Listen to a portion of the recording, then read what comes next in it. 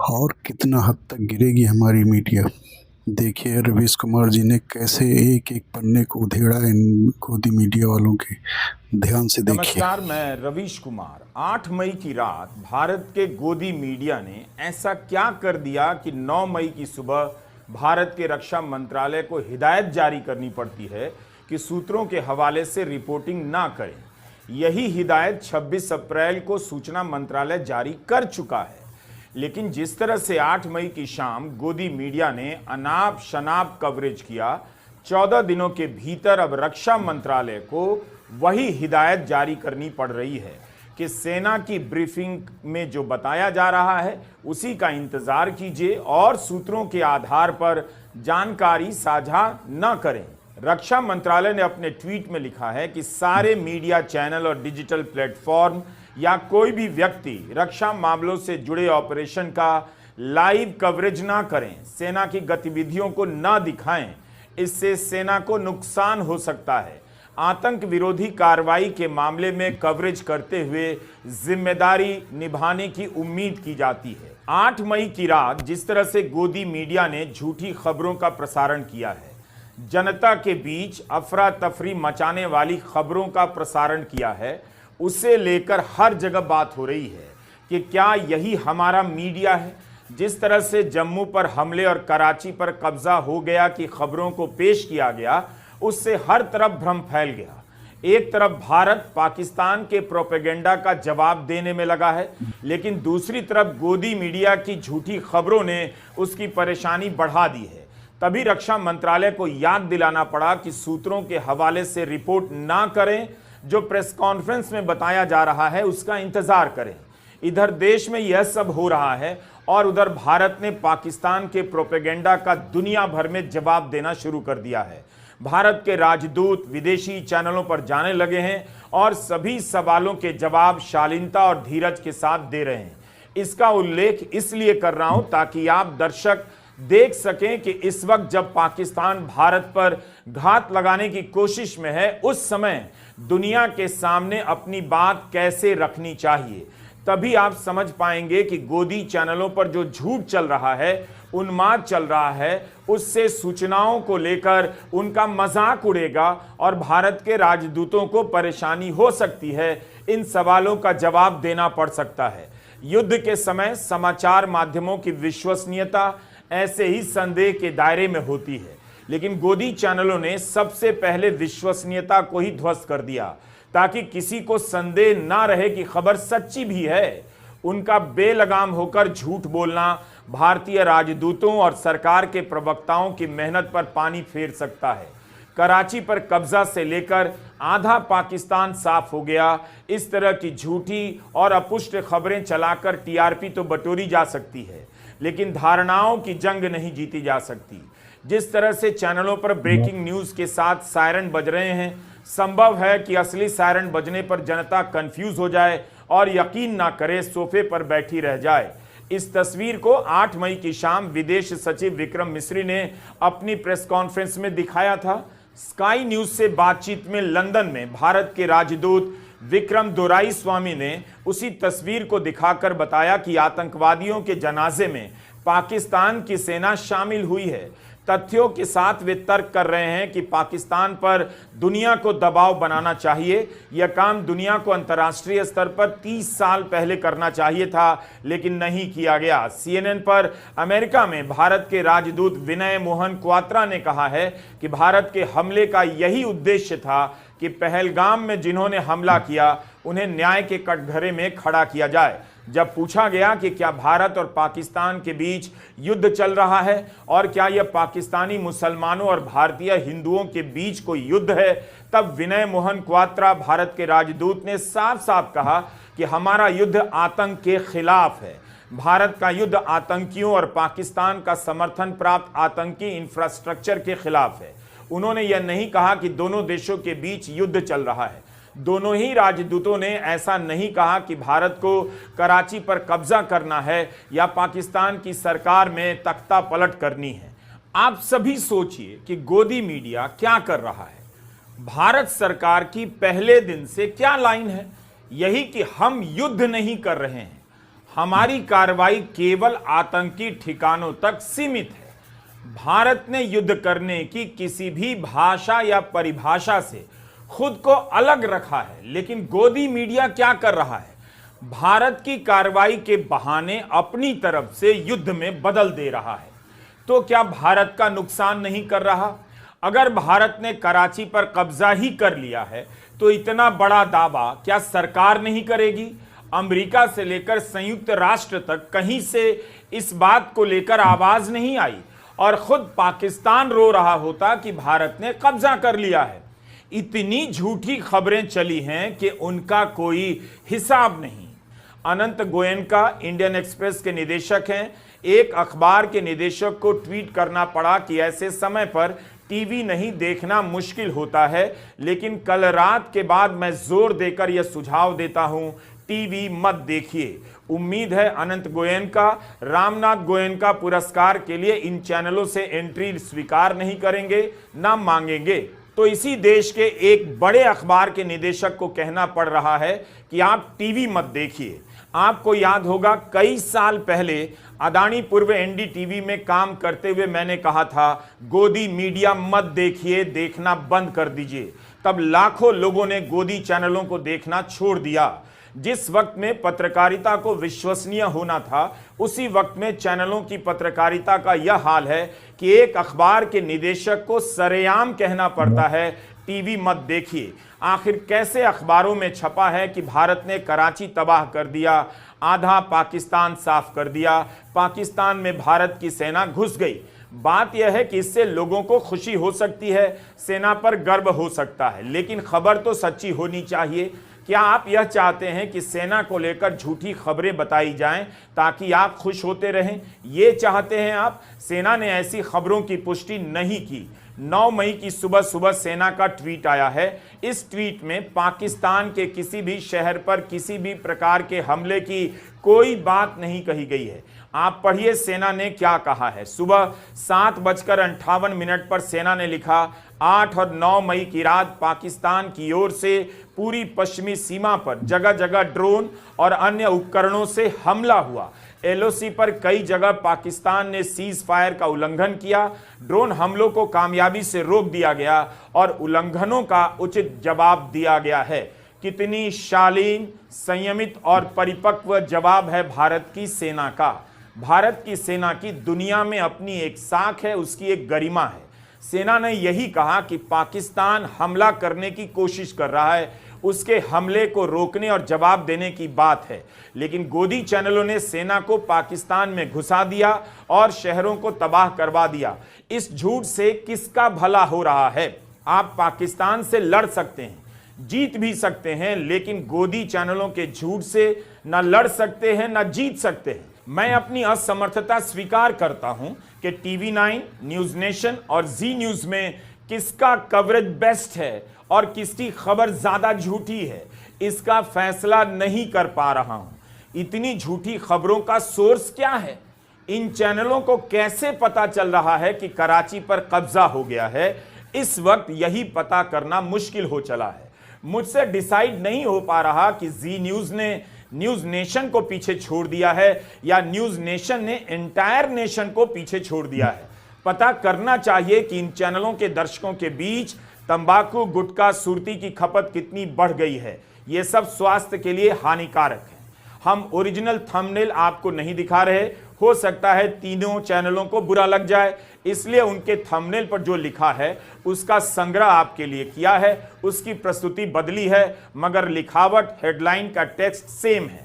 News nation ने entire nation को बताया है कि पाकिस्तान के 5 शहर तबाह हो गए और टीवी 9 ने बताया है पाकिस्तान के 25 शहर तबाह हो गए। आईएनएस विक्रांत उड़ाया कराची एयरपोर्ट, पाक के 4 फाइटर प्लेन सेना ने गिराया, पाकिस्तान के 5 शहर नक्शे से हुए गायब, भारत के कब्जे में आया पीओके, डर कर भाग गए शहबाज शरीफ और असीम मुनीर, मैच होने से पहले उड़ा दिया पाकिस्तान का स्टेडियम।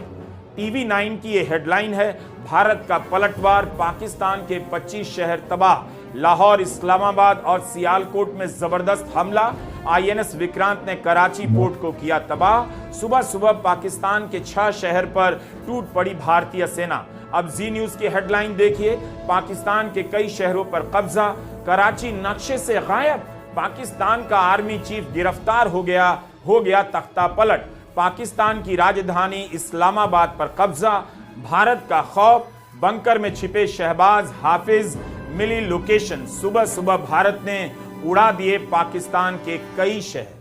न्यूज नेशन के अनुसार पाकिस्तान के प्रधानमंत्री शरीफ भाग गए हैं और जी न्यूज के अनुसार पाकिस्तान के प्रधानमंत्री की लोकेशन मिल गई है। क्या आप तय कर सकते हैं कि किस चैनल को पुरस्कार दिया जाए, जिसने पाकिस्तान के प्रधानमंत्री के भागने की खबर बताई या जिसने उनके लोकेशन मिलने की खबर बताई? इन 3 चैनलों के थंबनेल से आपको क्या पता चला? यही कि भारत ने कम से कम पाकिस्तान के 5 और अधिकतम 31 शहरों को तबाह कर दिया है। पाक अधिकृत कश्मीर से लेकर कराची तक भारत के कब्जे में आ गया है। जी न्यूज का चयन इसलिए किया क्योंकि हाल ही में फिल्म अभिनेत्री रिया चक्रवर्ती के बारे में जब सारी खबरें झूठी निकली, सीबीआई ने सबूत न मिलने पर उनके खिलाफ केस बंद कर दिए, तो जी न्यूज के संस्थापक और अब खुद को मेंटोर कहने वाले सुभाष चंद्रा ने रिया से माफी मांगी। इसके बाद भी जी न्यूज ने कोई सुधार नहीं किया। लगता है सुभाष चंद्रा अपना चैनल नहीं देख रहे हैं, कहीं ऐसा ना हो कि उन्हें एक और माफीनामा लिखना पड़ जाए। 8 मई की रात गोदी चैनलों पर झूठ की बम्बार्डिंग हो गई। ऐसे बम्बास्टिक झूठ बोले गए कि दर्शक परेशान हो गए कि सही खबर क्या है। हमने आपको 3 चैनलों के थंबनेल के बारे में बताया, लेकिन और मेहनत करेंगे, आप भी करेंगे तो पता चलेगा कि सभी चैनल इस तरह की हरकत करते रहे। आपको यह अंतर समझना होगा कि गोदी मीडिया झूठी खबरें चलाकर, अनाप शनाप दावे कर भारत का भला नहीं कर रहा है। आप भारत के साथ एकजुटता के साथ खड़े हैं भी, लेकिन इस गोदी मीडिया के झूठ का साथ कैसे दे सकते हैं? प्रधानमंत्री मोदी को भी तुरंत संपादकों को बुलाकर बात करनी चाहिए कि यह सब क्या चल रहा है।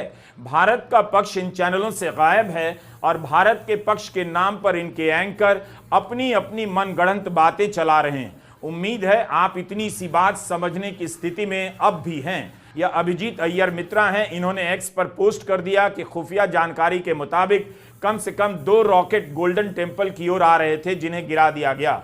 इन बातों से कितनी अफरा तफरी मच सकती है? इस पर शिरोमणि गुरुद्वारा प्रबंधक समिति ने कार्रवाई करने की मांग करते हुए एक लंबा जवाब लिखा है कि सरकार के पक्ष के बिना छापी गई इस झूठी सूचना को हटाइए। सरकार ने अपनी तरफ से उन 15 सैन्य ठिकानों की जानकारी दी है जिन्हें 7 मई की रात निशाना बनाने की कोशिश की गई, मगर इस व्यक्ति ने खास तौर पर इस तरह से जानकारी दी है कि जैसे अमृतसर में श्री हरमंदिर साहिब ही एकमात्र निशाना थे। मौजूदा हालात में इस तरह का दावा बहुत गंभीर और आपत्तिजनक है। सरकार को ऐसी भ्रामक जानकारियों, फेक न्यूज और अफवाहों पर नियंत्रण करना चाहिए। ऐसा प्रतीत होता है कि इस तरह की झूठी जानकारी फैलाकर जानबूझकर आम जनता में घबराहट और भय का माहौल पैदा किया जा रहा है। समिति ने मांग की है कि इस मामले में कानून के तहत कार्रवाई की जाए। अपनी तरफ से पीआईबी ने भी ऐसे भ्रामक वीडियो का खंडन किया है जिन्हें अमृतसर का बताया जा रहा था। बताया है कि यह तस्वीर 2024 में जंगलों में लगी आग की है। यही नहीं, इन सब को पता है कि झूठ से जनता में बेचैनी बढ़ रही है, तो अब ये झूठ को ही राष्ट्रीय महत्व की संपत्ति बताने में जुट गए हैं। आप यकीन नहीं करेंगे कि सरकार के समर्थक हैंडल से एक्स पर झूठी खबरें फैलाने वाले गोदी मीडिया की तारीफ की जा रही है। ऑल्ट न्यूज के प्रतीक सिन्हा ने ऐसे कुछ हैंडल का उदाहरण दिया है। जयपुर डायलॉग ने लिखा है कि सूचना की जंग में धारणाएं ही युद्ध का मैदान है, झूठी या सच्ची। अगर ऐसी खबर है जो पाकिस्तान को नुकसान पहुंचाती है तो उसे बढ़ा चढ़ाकर बताइए, वायरल कर दें, पाकिस्तान में घबराहट फैलने दें, भारत के नुकसान की सच्ची खबर को भी दबा दीजिए। ये पत्रकारिता नहीं, यह युद्ध है। लिखते हैं साइकोलॉजिकल वारफेयर मैटर्स। हर पोस्ट एक गोली है। अय्यर ने भी इस तरह का ट्वीट कर अब डिलीट कर दिया है। उसमें तो जनाब लिख रहे थे कि जो भी फेक न्यूज को पकड़ रहा है वो पाकिस्तानी है, इस तरह की दलीलें दे रहे थे। भूल गए कि पीआईबी जो सरकार की संस्था है वह भी फेक न्यूज को पकड़ने में लगी हुई है। युद्ध में प्रोपेगेंडा होता है, लेकिन इसकी क्वालिटी भी अच्छी होनी चाहिए। ऐसा झूठ नहीं बोला जाना चाहिए कि तुरंत और आसानी से पकड़ में आ जाए। आमतौर पर युद्ध के समय झूठ का प्रोपेगेंडा दुश्मन देश के नागरिकों के लिए चलाया जाता है, लेकिन गोदी चैनलों ने यह प्रयोग कर दिखा दिया कि अपने देश के नागरिकों को भी झूठी खबरों से गुमराह किया जा सकता है। इससे आप भारत की सरकार का काम आसान नहीं बल्कि बहुत ज्यादा मुश्किल कर रहे हैं। चैनल ही नहीं, उनके साथ साथ अखबारों की भी बुरी हालत है। आप सूचना प्रसारण मंत्री हैं अश्विनी वैष्णव, इस वक्त क्यों नहीं देख रहे कि गोदी चैनलों पर झूठी खबरें चल रही हैं? उनके झूठे दावों से सीमावर्ती जिलों के कलेक्टर को परेशानी हो सकती है। हमले को लेकर तरह तरह के फर्जी दावों से लोगों में बेचैनियां बढ़ रही हैं। आखिर सीमावर्ती जिलों के लोगों को सही सूचनाएं कहां से मिलेंगी? राजस्थान के बाड़मेर जिले के कलेक्टर को ट्वीट करना पड़ा कि एक निजी न्यूज चैनल द्वारा बाड़मेर में मिसाइल अटैक की खबर प्रसारित की जा रही है। इस तरह की कोई घटना घटित नहीं हुई। जिला प्रशासन इसका खंडन करता है। ऐसा करने वाला निजी चैनल कौन था? उसके खिलाफ कार्रवाई क्यों नहीं की जाती? उसका नाम क्यों नहीं लिया जाता? युद्ध सरकार लड़ती है, सेना लड़ती है। मीडिया का काम माहौल बनाना नहीं होता बल्कि सही खबरों से माहौल को जिम्मेदार और थामना होता है, ताकि सरकार बिना किसी दबाव के देश के हित में फैसला लेती रहे। सवाल है कि इस वक्त पीआईबी फैक्ट चेक कर रहा है तो वह इन गोदी चैनलों की खबरों की फैक्ट चेक क्यों नहीं कर रहा तो उनका नाम क्यों नहीं ले रहा? इन चैनलों पर सेना के उपकरणों की तस्वीरें दिखाई गई हैं, ऑपरेशन डिटेल की बात हो रही है, तब भी इनके खिलाफ एक्शन नहीं होता। आखिर पीआईबी गोदी चैनलों को खुली छूट क्यों दे रहा? क्यों नहीं उनकी खबरों की फैक्ट चेकिंग के वक्त नाम ले रहा है? 8 मई की शाम पीआईबी ने एक्स पर पोस्ट किया कि कई न्यूज चैनलों से यह सूचना दी गई कि राजौरी, जम्मू और कश्मीर में सेना की टुकड़ी पर फिदायीन हमला हुआ है। इसका खंडन करते हुए पीआईबी ने ट्वीट किया कि किसी भी कैंट में ऐसा कोई हमला नहीं हुआ। तब फिर उन चैनलों का नाम क्यों नहीं लिया जाता है जिन्होंने ऐसी खबर प्रसारित की, और इनके खिलाफ कार्रवाई क्यों नहीं की जाती? इसी 7 फरवरी की एक खबर है। इंडियन यूनियन मुस्लिम लीग के राज्यसभा सांसद अब्दुल वहाब ने संसद में सवाल किया, फेक न्यूज के खिलाफ सरकार ने क्या कदम उठाए हैं?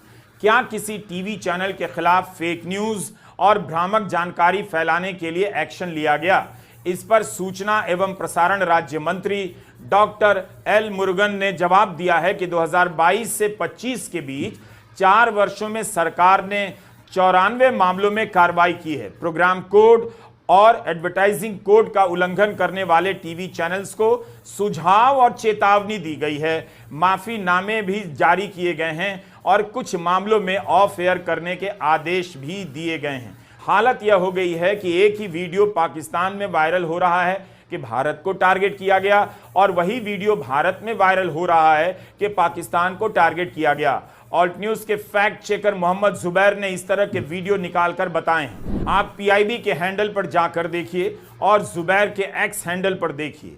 पीआईबी से ज्यादा अकेले जुबैर ने पाकिस्तान के प्रोपेगेंडा का भांडाफोड़ किया है।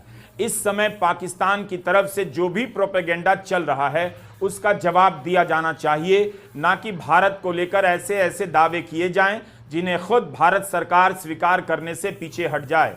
अनंत गोयनका ने उन खबरों की एक पूरी सूची दी है ट्विटर पर जिन्हें उनके पत्रकारों ने पुष्टि की है। हमने इस सूची में जाकर देखा कि किन किन खबरों की पुष्टि की गई है, तो कराची को तबाह करने, पाकिस्तान के 31 शहरों को साफ कर देने जैसी खबरों का जिक्र नहीं मिला। जाहिर है अखबार ने इनकी पुष्टि नहीं की होगी। यह 9 मई के इंडियन एक्सप्रेस का पहला पन्ना देखिए और इसी के साथ आप द हिंदू का भी पहला पन्ना देखिए। जम्मू में ब्लैकआउट की तस्वीर छपी है और खबरों को बेहद शांत और संयमित तरीके से पेश किया गया है। हिंदू में भी सामान्य सी हेडलाइन है। ऐसा इसलिए भी किया गया होगा कि उन्माद ना फैले, अफरा तफरी ना मचे, इस वक्त जनता में घबराहट ना रहे और आश्वस्त रहे जनता। अंग्रेजी के 2 अखबारों में बढ़ा चढ़ाकर दावे नजर नहीं आते, लेकिन इसी के साथ आप हिंदी के अखबार जागरण, भास्कर और उजाला देखिए। जागरण लिखता है पाकिस्तान के 9 शहरों पर जबरदस्त हमला, इस्लामाबाद से लेकर कराची तक। भास्कर लिखता है लाहौर से कराची तक दहलाया। उजाला लिखता है कि पाकिस्तान के 4 लड़ाकू विमान गिराए गए और 30 ड्रोन मिसाइलें मार गिराई गईं।